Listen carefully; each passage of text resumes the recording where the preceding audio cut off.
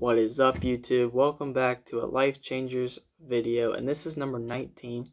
It's called Love a Thug, written by Phil Robertson. And in John 13:35 it says, "By this all will know that you are my disciples, if you have love for one another." So it's saying we're all the Lord's disciples as long as we love each other. So then it begins off by saying, "A number of years ago, Willie befriended a talented young buck, Ramsey. When I say talented, I mean this dude got a full basketball scholarship to LSU and played ball with the likes of P.J. Brown, who went on to play for the Chicago Bulls and the Boston Celtics, and Shaquille O'Neal, yes, the Shaq himself.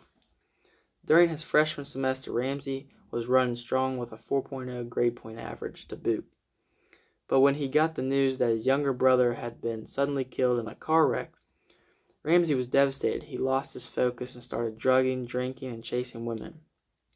By his senior year, Ramsey had lost his scholarship and was short on funds. He started selling dope and made a lot of money. With the money came more women and a feeling of power. He found himself on a fast track, going from college boy to a full-blown thug, baggy pants, handguns, and whatnot. Through all this, he was convinced he didn't need God. After some minor run-ins with the law, someone asked Ramsey to make a major drug buy, and he suddenly found himself running from the feds. He had been set up. After several sleepless weeks hiding in alleys and riding buses, Ramsey was busted by an undercover agent at a train station in Texas and was promptly hauled to court to face charges. Since we knew his family, Ramsey's mother asked me if I would go down and say a few words, hoping to get the judge to show a little leniency.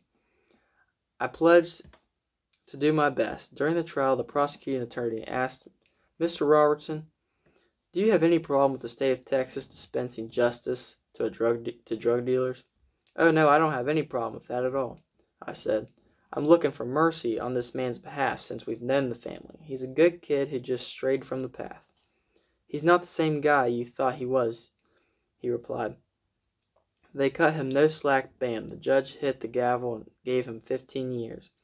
Ramsey got out 12 and a half later for good behavior. I was there when they sentenced him. I visited him in jail, and Willie was there when he was released. At age 36, with no money, no friends, and no direction in life, Ramsey was in sore need of a little human kindness. I told him, "Son, I'll give you a rent-free house on our property. We'll hire you, and we'll be patient with you. It's going to be all right." Ramsey had tried to fill the emptiness in his heart with other religious beliefs. He meditated with the Buddhists and prayed eastward with the Muslims. But he never felt complete. When he learned that Jesus loved him enough to die for him, Ramsey was cut to the quick. His heart swelled with hope, his sins were forgiven, and he experienced a peace and joy that can only come through Jesus. Today he's a married man with 3 children, works at Duck Commander, and shares the good news with anyone who'll listen. The way I see it, we're supposed to put words of Jesus into practice. Jesus said, the world will know we're his disciples when we have love for one another. And that means thugs and all. We got to be there for them. So I like this because I was actually thinking about this earlier before I even read this. I was watching a TikTok, actually, I think is how I saw this, where as Christians, we're not going to see it. Like, there's going to be other people that worship different things, don't even believe in God, do things that Jesus wouldn't do,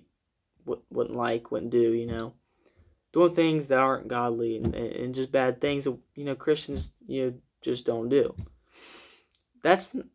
As Christians, we aren't to ridicule them. We aren't to, shame them. We aren't to make fun of somebody. We aren't to put anyone below us because they're not.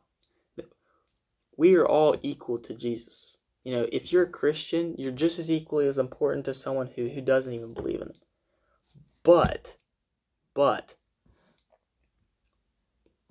when we do this kind of thing, when we ridicule, we're not doing the works of Jesus. Just because we say, "Oh, I'm a Christian, I believe in Jesus," you don't believe in Jesus, you're going to hell. that's not what Jesus does. That Jesus constantly loves for them. That's how we show who Jesus is. Is we love one another, and we share the gospel. We can't force Jesus on people.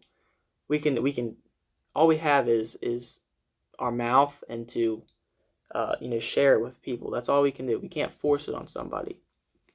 Okay, so just next time you don't agree with somebody or something that you don't agree with at all, love them, no matter who they are.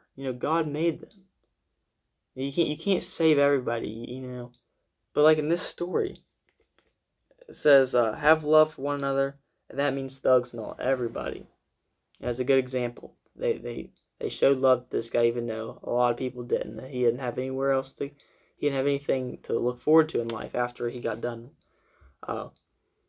with his time in jail. But Phil gave him that opportunity to, come and live on his property rent free. They hired him. Now he's working at Duck Commander. He's got that fulfillment that he was looking for. He said you didn't find that in with the Muslims or with the Buddhists, but in Jesus you do. So that's gonna do it for this video, I think so. So yeah, I think my next one will be next video. I'm not sure if I'm gonna do a video or a podcast. I still haven't decided yet. Still back and forth on it.